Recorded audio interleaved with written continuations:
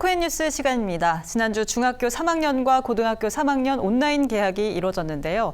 이달 중으로 나머지 초등학교와 중고교 1, 2학년도 순차적으로 온라인 개학이 실시됩니다. 이와 관련해서 자세한 이야기 나눠보겠는데요. 인천시 교육청 원격 수업 지원단에서 활동하고 있는 석정초등학교 정인성 선생님 나와주셨습니다. 선생님 안녕하세요. 네, 안녕하세요. 네, 원격 수업 드디어 시작이 됐습니다. 인천광역시 교육청에서는 그동안의 이 원격 수업을 위해서 어떤 준비를 했을까요? 네, 인천광역시 교육청은 초, 중고, 특수학교 원격 수업 운영 기준을 마련해 안내하였고 각 학교는 교과별 성취 기준과 학습자의 온라인 학습 환경 등을 고려해 다양한 형태로 원격 수업을 준비하고 있습니다. 학교와 가정의 원격 수업을 위한 환경을 조사하고 필요한 부분을 지원하였고 유초, 중고, 특수학교 총 13개 교를 원격 수업 시범학교로 운영하여 그동안 원격 수업을 위한 다양한 교육 자료를 개발하여 보급하였습니다. 네, 이렇게 시작이 됐는데 일부 가정에서는 원격 수업을 위한 디지털 기기가 갖추어지지가 않아서 걱정이 좀 되는데요. 이에 대한 대책은 어떻습니까? 네. 현재 인천광역시 교육청과 현장의 학교에는 원격 수업에 활용할 수 있는 다양한 디지털 기기를 보유하고 있습니다.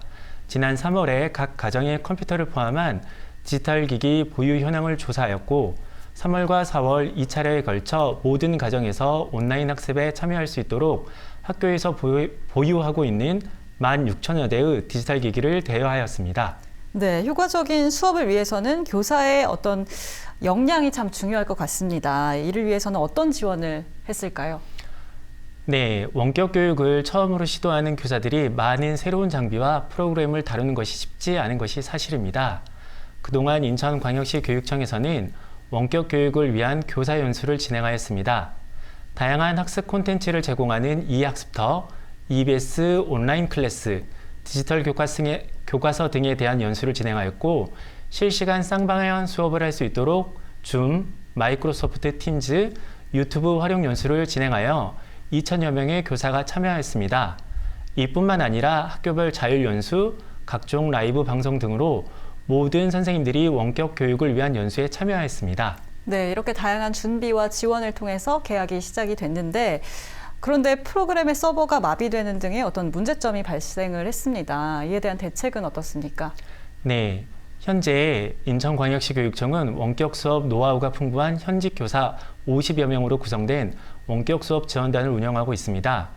원격 수업 지원단은 17개 시도 원격 수업 지원단과 교류하면서 원격 교육 우수 사례 등에 대한 정보를 제공하고 있으며 현장 교사들의 어려움을 해결하기 위한 학교 급별 소통 창구를 운영하고 있습니다.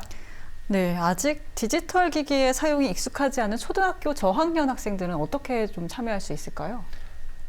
네, 초등학교 1, 2학년의 경우 디지털 기기가 없이 EBS 방송과 학습 꾸러미를 통해 원격 수업에 참여할 수 있습니다.